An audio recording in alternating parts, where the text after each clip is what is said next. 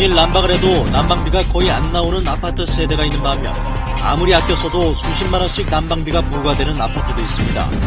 이런 차이가 나는 이유가 무엇인지 아파트 난방비의 비밀을 취재했습니다.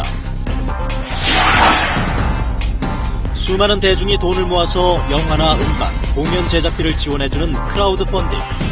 크라우드 펀딩이 문화 다양성을 살리는 한편 재테크 수단으로도 진화하고 있습니다. 과거에 인터넷에 올렸던 글이나 사진을 지우고 싶으신가요? 최근 주목받고 있는 잊힐 권리가 어디까지 어떻게 가능한지 알아봤습니다.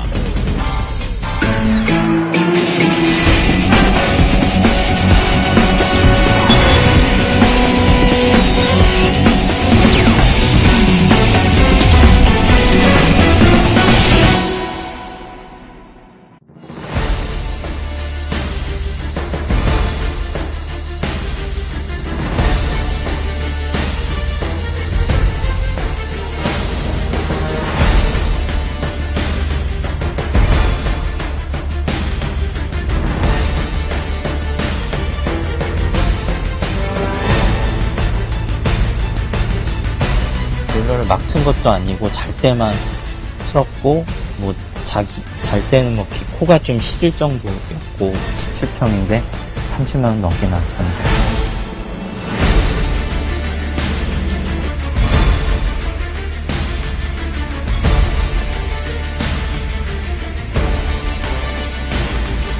쓴 만큼 내는 게 맞는 거니까 그렇게 생각하고 내죠. 썼으니까 나왔겠거니. 그렇게. 근데 보통 사람들 생각이 그렇지 않아요.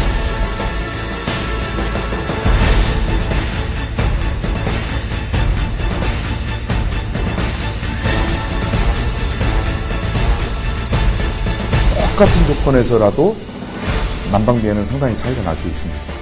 유량계를 사용하면 공정하지 않을 가능성이 매우 높다, 이렇게 생각하시면 됩니다. 지금은 봄 기운이 완연해졌지만 지난 겨울에는 유난히 한파가 잦았습니다. 아파트에 사시는 분들은 대부분 지난주까지 겨울 난방비가 포함된 관리비를 내셨을 텐데요. 어떠셨습니까? 아껴 썼는데도 난방비가 많이 나와서 속상하셨습니까? 아니면 충분히 따뜻하게 지냈는데도 좀 적게 나온 듯해서 흡족하셨습니까? 난방비는 이른바 영원 난방비나 난방비 폭탄 같은 눈에 띄는 문제가 없다면 대부분 그냥 지나치는 경우가 많습니다. 그렇다면 난방비는 쓴 만큼 공정하게 부과되고 있는 걸까요? 서울 상계동의 한 아파트 단지. 한동우 씨는 전용 면적 57제곱미터. 이 아파트에서 첫 겨울을 났습니다. 난방비 저기 위에 찍찍이 보이시죠? 위에. 예. 이런 것도 다 한씨 부부와 두 돌이 지난 아들, 이렇게 세 식구에게 부과된 지난 겨울 관리비 명세서입니다. 지난해 12월과 1월 관리비는 39만 5천 원과 38만 원.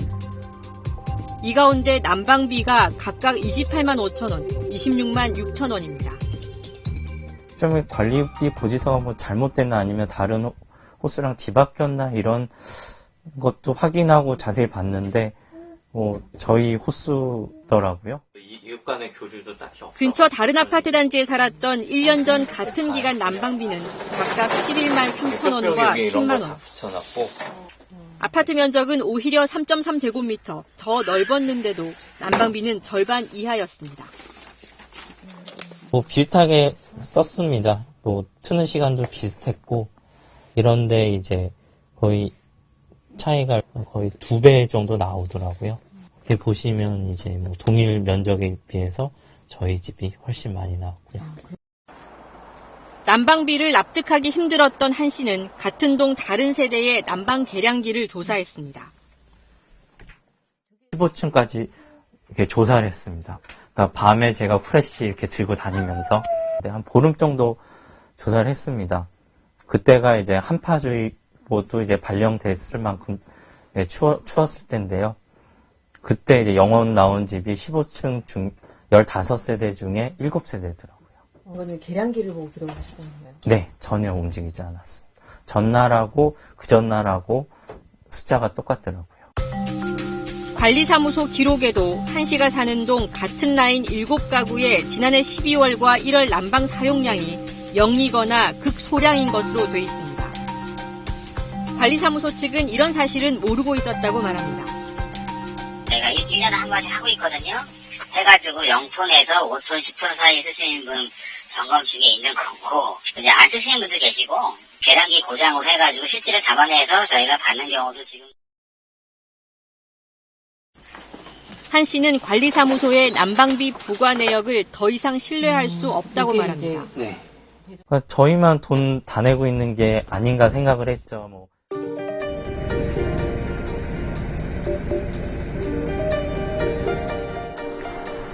지난해 경기도 수원의 아파트로 이사온 이모 씨. 지난 겨울 한파를 큰 문제 없이 넘겼습니다. 평상시 저희가 쓰던 대로 그 정도 사용하는 것 같습니다. 그때 추우면 좀 더 떼고 덜 추우면 좀 덜 떼고 그런 식으로. 그런데 이 씨는 네 식구가 사는 면적 113제곱미터 아파트 난방비를 지난 2월까지 석 달 동안 한 푼도 내지 않았습니다. 저희가 고지서를 받으니까 세대 난방비가 안 잡혀 있더라고요. 그래가지고 난방 계량기가 고장난 것 같아가지고 관리사무소에 연락을 해가지고 고쳐달라고 얘기한 상태입니다. 아직까지 조치가 취해지지 않고 있는 상태고요. 제가 아는 몇 가구가 비슷한 경우가 있는 것 같아요. 난방비가 안 나온다고 그러더라고요. 이 씨가 사는 아파트는 지역 난방업체가 난방을 공급합니다. 난방비는 세대별로 난방열 사용량을 계량해 쓴 만큼 나눠 부과합니다. 관리사무소가 제대로 잘 검침했을 거고 그냥 쓴 만큼 내는 게 맞는 거니까 그렇게 생각하고 내죠. 썼으니까 나왔겠거니. 그렇게. 보통 사람들 생각이 그렇지 않나요? 이 때문에 특정 세대가 난방열을 사용하고도 돈을 내지 않았다면 다른 세대가 이 돈을 나눠냈다는 이야기입니다. 억울하고 속상하고 화나고 왜 그러지? 왜 이렇게 했지? 관리사무소나 입주자 대표회의에서 분명히 얘기를 했었어야 된다고 생각을 해요. 해당 세대에 방문을 한다든지 전화를 한다든지 해서 만약에 이제 사용하고도 이게 계량기가 계량이 되지 않았다면 계량기를 우선 수리할 수 있도록 조치를 하고 사용했는 부분에 대해서는 부과를 할 수 있도록 조치를 해야 됩니다. 난방을 했는데도 난방비가 전혀 나오지 않는 이유는 무엇일까? 2년 전 배우 김부선 씨가 이른바 영원 난방비에 대해 문제를 제기하자 국토부는 전수조사를 실시했습니다. 조사 결과 난방비 영원 세대의 83.8%는 실제 난방을 하지 않은 것으로 조사됐지만 12.5%는 계량기에 문제가 있는 것으로 드러났습니다. 배터리가 방전이 됐을 수도 있고요.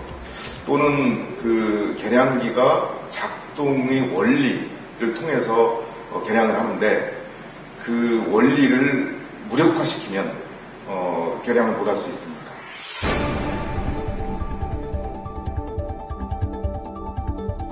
난방비 문제는 주민 갈등으로 번지기도 합니다. 경기도 안양에 있는 이 아파트 단지는 난방비 때문에 검찰 조사를 받고 있습니다. 전체 1,800세대 가운데 51세대가 지난 2012년부터 3년 동안 난방비를 한 푼도 내지 않았기 때문입니다.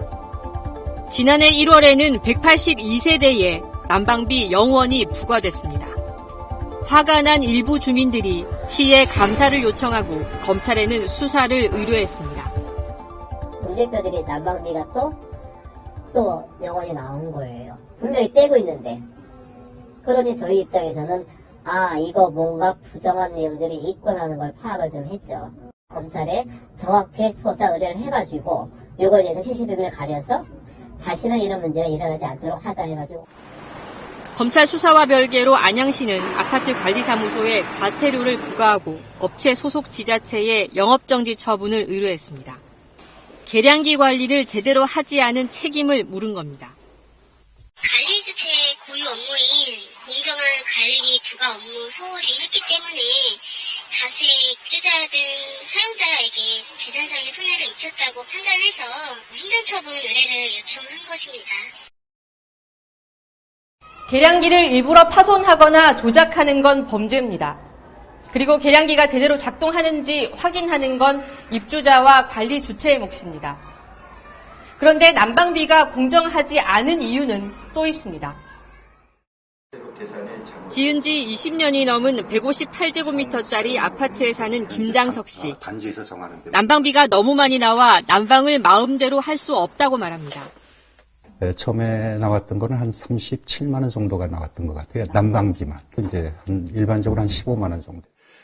난방비를 줄이려고 창문에 커튼을 치고 틈새는 비닐로 2, 3중으로 막아 공기를 차단했습니다. 방바닥엔 매트를 깔았고 실내와는 필수, 전열기도 갖춰놨습니다. 한 25도 정도는 올라와야 되는데 암만 해도 22도를 넘어가지가 않거든요, 온도가. 그러니까 결과적으로 난방을 하더라도 이거는 불가피하게 해야 돼요. 김장석 씨는 난방비가 많이 나오는 이유가 열량계가 아닌 유량계로 측정하기 때문이라고 주장합니다. 유량계 단지에서 내 난방비가 이상하다고 판단이 되더라도 이게 진짜 맞는 거냐 틀린 거냐 하는 그 정당성을 확인할 방법 자체가 지금 현재 없습니다. 유량계는 공급된 난방수의 양을 측정하는 기계지만 지역 난방업체가 난방수를 통해 열을 공급하는 단위는 열량입니다. 따라서 열량계가 아닌 유량계로 측정하면 계산에 문제가 생긴다는 겁니다. 지금 유량계 단지에서는 그 단가가 없는 거죠.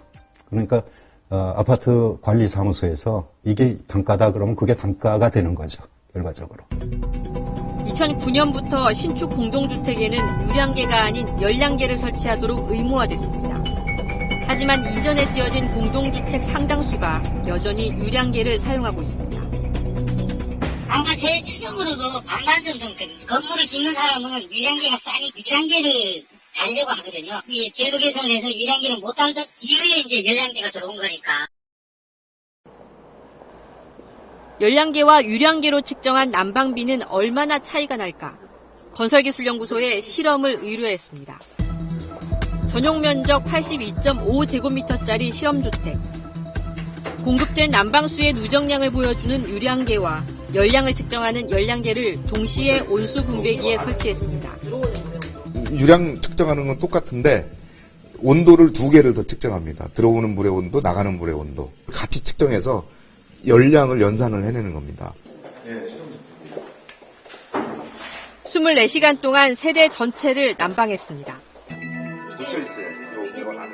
열량계로 측정한 난방열은 101kW, 유량계로 측정한 난방수 소모량은 7.4톤입니다. 이번에는 같은 조건에서 난방 면적을 절반으로 줄여 거실만 난방을 해봤습니다. 열량계로 측정한 난방열은 55%가 줄어듭니다. 그런데 유량계로 측정한 난방수 소모량은 26%밖에 줄어들지 않았습니다. 난방비가 10만 원인 세대에서 난방 면적을 절반으로 줄였을 경우 열량계를 설치했다면 난방비가 4만 5천 원이 나오지만 유량계가 설치되어 있다면 7만 4천 원이 나온다는 의미입니다. 유량계를 사용하면 공정하지 않을 가능성이 매우 높다. 이렇게 생각하시면 됩니다. 유량계를 사용하는 경우에는 물의 양만 측정하는데 열량계로 측정하면 물의 양에다가 우리 집에서 쓴 열, 온도 차 이거를 같이 측정하게 되는 거죠. 똑같은 조건에서라도 난방비에는 상당히 차이가 날 수 있습니다. 2009년 이전에 지어진 아파트의 경우 공정한 난방비를 내기 위해선 우선 아파트 단지의 유량계를 열량계로 교체해야 한다고 전문가들은 지적합니다. 아파트에서 이제 관리계약을 개정을 했다면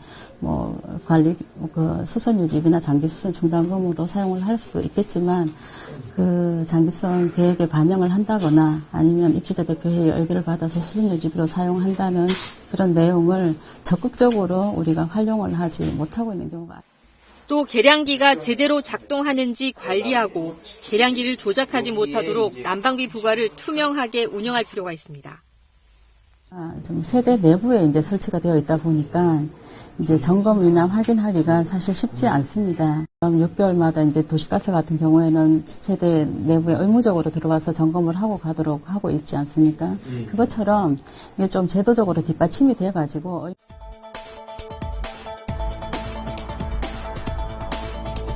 시설과 자원을 나눠 써야 하는 자치 공동체인 아파트. 편안한 주거 공간이 되기 위해선 그 비용과 책임을 공정하고 합리적으로 나누는 방법도 함께 고민해야 합니다.